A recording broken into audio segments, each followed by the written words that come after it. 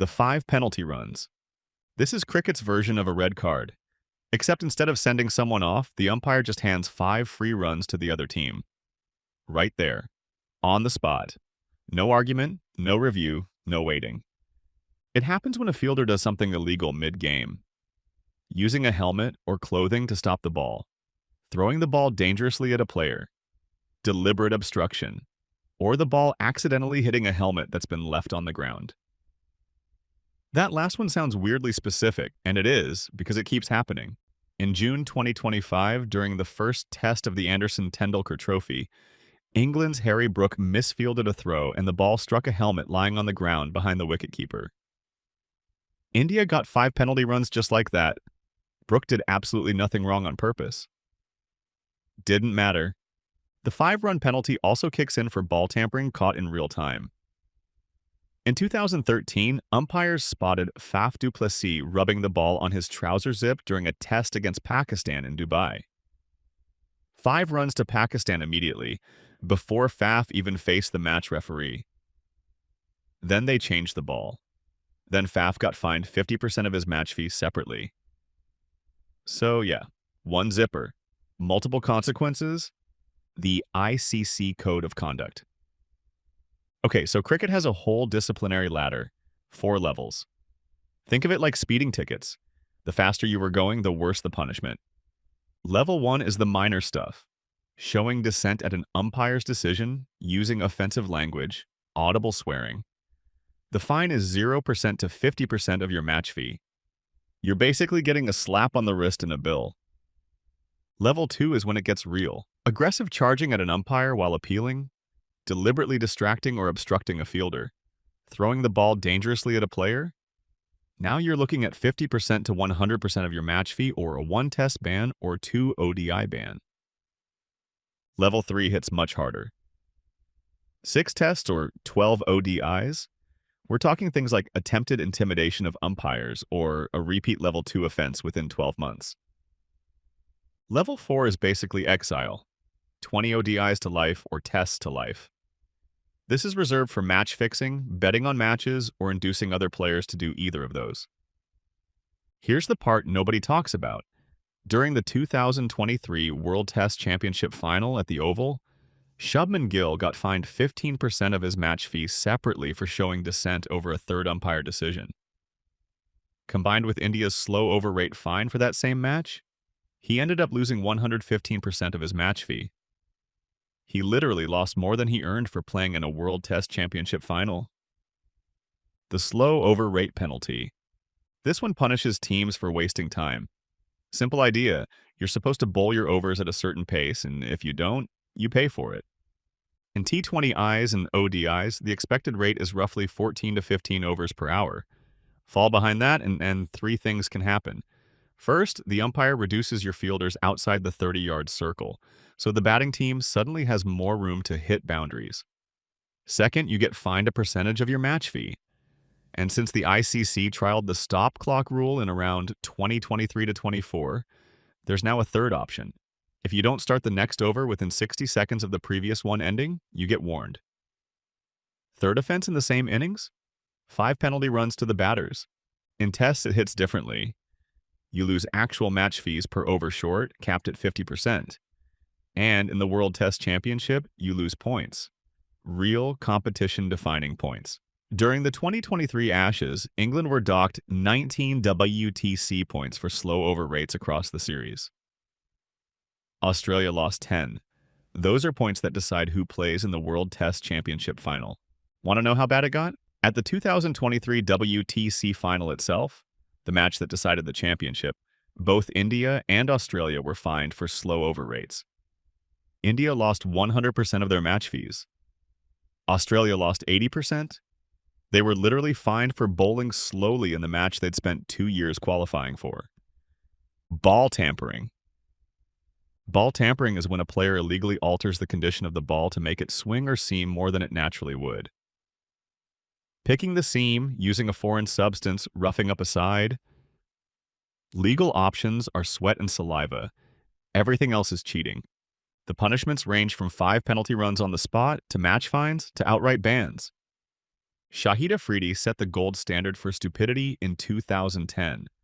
He just bit the ball on camera during an ODI against Australia in Perth. Cameras picked it up immediately. He later admitted it. Got a 2-match T20 ban for biting a cricket ball. Faf du Plessis got done for it twice. Trouser zip in 2013, 50% match fee. Mint-flavored saliva from a sweet in his mouth in 2016 against Australia. 100% match fee. Same guy, 2 separate incidents, 2 completely different methods, but nothing. Touched Sandpapergate in 2018. During the third test in Cape Town, TV cameras caught Cameron Bancroft rubbing sandpaper on the ball in front of 25,000 people and every broadcast camera in the ground. He then tried to hide it down his trousers. Captain Steve Smith admitted the leadership group knew. Vice Captain David Warner was identified as the one who came up with the plan. The ICC gave Smith a 1-test ban and fined him 100% of his match fee. Bancroft got 75%. But Cricket Australia went way further. Smith and Warner both got 12-month bans from all professional cricket. Warner got a lifetime leadership ban on top of that. The BCCI followed and banned them from the IPL. Australia's Prime Minister called it a shocking disappointment.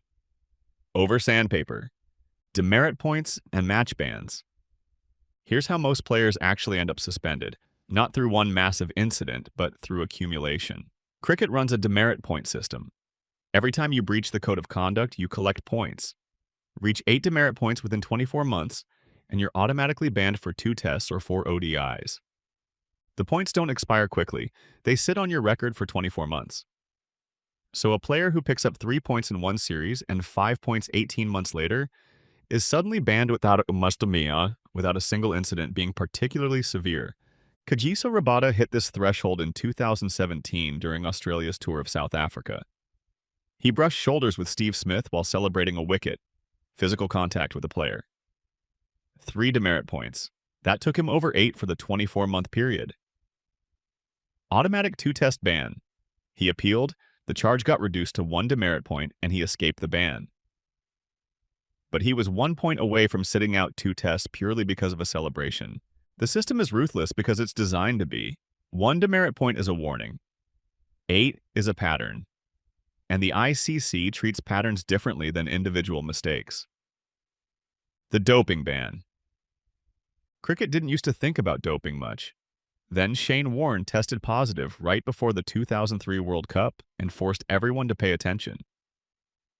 Warne was found with hydrochlorothiazide in his system, a diuretic classified as a masking agent for performance-enhancing drugs. He claimed his mother had given him the pill for appearance reasons. The Australian Cricket Board banned him for 12 months. He missed the entire 2003 World Cup, which Australia won. The ICC's anti-doping framework now mirrors the World Anti-Doping Agency Code. First offense for a banned substance, typically a 2-year ban. A second offense, life ban. The banned substance list is the same one used across Olympic sports. Stimulants, hormones, diuretics, beta blockers, the works. Warren came back in 2004, took another 491 test wickets after his ban, and retired in 2007 with 708 test wickets, still the second highest ever. So that 12-month ban didn't exactly derail him, but the reputational hit, that one stayed with him for the rest of his life. Spot fixing and match fixing. This is where cricket stops being a sports story and becomes a crime story. Spot fixing is when a player agrees to fix a specific moment in a match, not the result, just one moment, in exchange for money. A deliberate no ball on a specific delivery. A dropped catch at a set time. Tiny, impossible to prove without inside information, and completely detectable by gamblers who've been tipped off. In August 2010, Pakistan were playing England at Lord's. Undercover reporters from the News of the World had secretly filmed a bookmaker named Mazhar Majid. He told them that Pakistan fast bowlers Mohammad Amir and Mohammad Asif would bowl deliberate no-balls at pre-arranged moments in the match. He took money from the reporters as payment for the tip. Both no-balls were bowled exactly when he said they would be. The entire thing was on tape. The ICC tribunal found Pakistan captains Salman Butt, Asif, and Amir all guilty. Butt got a 10-year ban, 5 suspended. Asif got 7 years, 2 suspended. Amir, who was 18 years old at the time, got 5 years. Then a London court handed out prison sentences on top of the bans. Butt got 2 years and 6 months in jail. Asif got 1 year. Amir served 6 months. Their agent Majid got 2 years and 8 months. These were international cricketers serving actual prison time. Not fines, not bans, prison. Amir came back in 2016, played in the Champions Trophy final, and retired in 2024. Butt and Asif effectively never played international cricket again. And for full-scale match fixing, not spot fixing, but deliberately losing a match or manipulating the result, the penalty under ICC rules is a ban of 12 months to life, with unlimited fines. No ceiling on the fine, no guaranteed return date.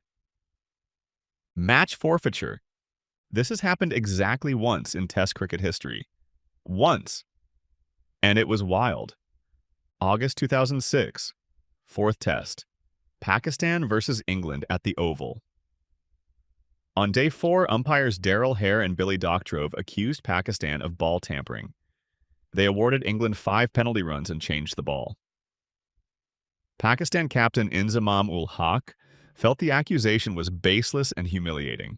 After the tea break, Pakistan refused to come back onto the field. The umpires waited. Pakistan still didn't come out. The umpires walked out, removed the bails, and declared the match forfeited in England's favor, the only test in cricket history decided by forfeiture. A subsequent ICC inquiry found insufficient evidence to actually prove the ball tampering. Inzamam was cleared of that specific charge but banned for 4 ODIs for bringing the game into disrepute. For the refusal to play, not the tampering itself. The whole incident damaged relationships between players, boards, and officials for years. Here's what makes it even more absurd. England were declared winners of the match by forfeiture, but the 5 penalty runs that started the whole thing didn't even matter to the result. Pakistan still lost a test they might have won by walking off the pitch in protest. Forfeiture isn't just laud at losing a match. It's handing the other team a win, triggering a formal hearing, and burning whatever goodwill you had with match officials, all in one afternoon. If this helped you understand why cricket takes its rules this seriously, hit the like button. And if you want more cricket explained like this, formats, rules, history, all of it, subscribe because there's a lot more coming. Drop a comment and tell me which punishment you think is the most brutal. Thanks for watching.